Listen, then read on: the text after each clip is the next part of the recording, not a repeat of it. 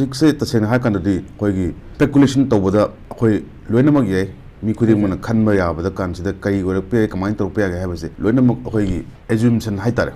Adu Tagasu, Zumiam, Kamiki, there was a Manipuri, Hogi, Tabaklo Whiter. Tabako, Kovakans, the Hogi, state government, Common Corpacans, the Miam Hanedina, Hogi.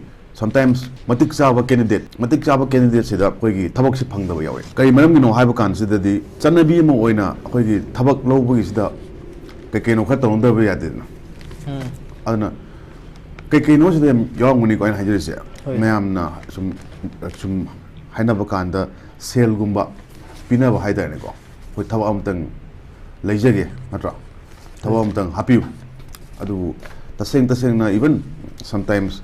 Deserving or candidate to Adugi Magi Merita Lakchatagasu Asibasan Hatare Angang Tabak Hapayani, Lobayani, a Karakata, the highway cannot ma'am Hanidina. Atagadi Kuzihang vacancies.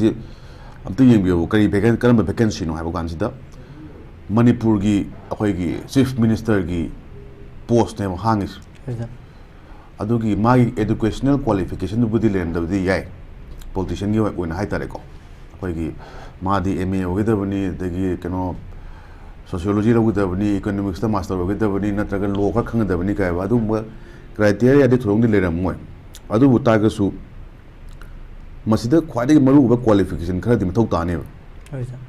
Karama qualification no hackans oppositional accounts the Chief Minister with the Yaroid. Atopa minority labor, submin labor or support to river, BJP support to river, Adum party, JDU, Hagera, NPP, Hagera, Sidingu, Lakpier. Laktu is a cry taken over. Within the ruling Aduga majority Pariva, Adugumba, BJP, party Maratagi, Karakpa Musing, Maratagi, never could Chief Ministerial candidate eligibility either. And eligibility is the Kanakana, we do not have a chance to the Mariam to Mizibu, Mina Pamudan. Kanasevko. And Mariam Tokta, the Haying machine pass it, Natra Masigi can say, Hoigi, MLS have said, Haying, acquainted some highways from Yada Target, Center Malay, Canary, Party Magi, a hierarchy Malay, Canary, a party labor Magi, Sangagi Monium, Aduraka, Kansidreco, but every political party, Magi hierarchy ladies, Manam Ginatro, Manam, Matak Thomas in Zina. Makatung missing Sida, Hyper Kansida, Tabak to Withavani, Enoyam, Sminto, Hayeng, Akoigi Yam Chaoba, Adumba, Minister Malatori, Amisakawe, Noemiam, organized oro, Adunamiam Cielo, Manto Kalo, Gary Wire, Sana, Toronto Ro, not wrong. I don't know my hierarchical system, like the last Akoigi Ekhoba Mantri, Minister Dagina, my political masters, Union the Labor Sings, Sidagi, Matak. Later, Makada crab out like a kind of grassroots worker in relation. I Congress worker in the BJP worker in lane. And Manto can be in a trouble. So Manto can be the long later. I cannot say, Hoy ministers.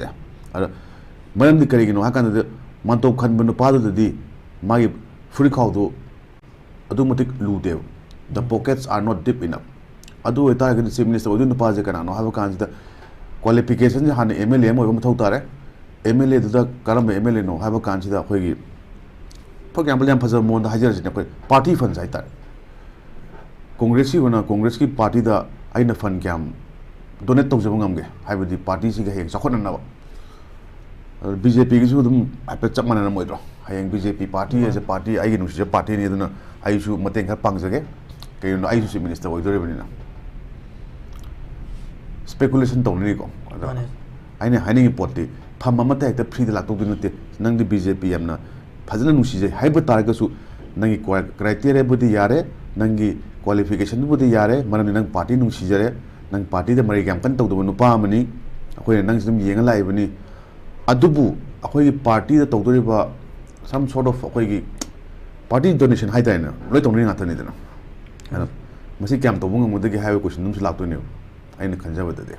And so this is the Labor, Manipur politician, Marakta, Kando money, Baraba, Heidi, Sumaito, City, Maki, Pums, Nakoyum, Yang Pada, and Naki last, Sahikasida, मासे सुमाइन तौखिबा अखोगी मोय कार्यकर्ता क्रम हाइदना कार्यकर्ता अदुगुम्बा मा ने अदगी मासे अखोगी RSS की सु यामना अदुम नकनाबा अदुगुम्बा मियो मनी मागे politically मागे career येंगबदा याम फजरी को हाइदना अदु अइमोन हंगंबा हंगनिंगबो वखम मदि कई मरमगिनो हाइबदो चीफ मिनिस्टर लौथोइदो अदु क्वेश्चन हम थी चाउंदी लेको अदु एनीवे मदुसु नैना सेदो होय जमा खाता दु लाक्से लाक्तो पोतुदी हुजिक लेदि पोतसिदी खोगी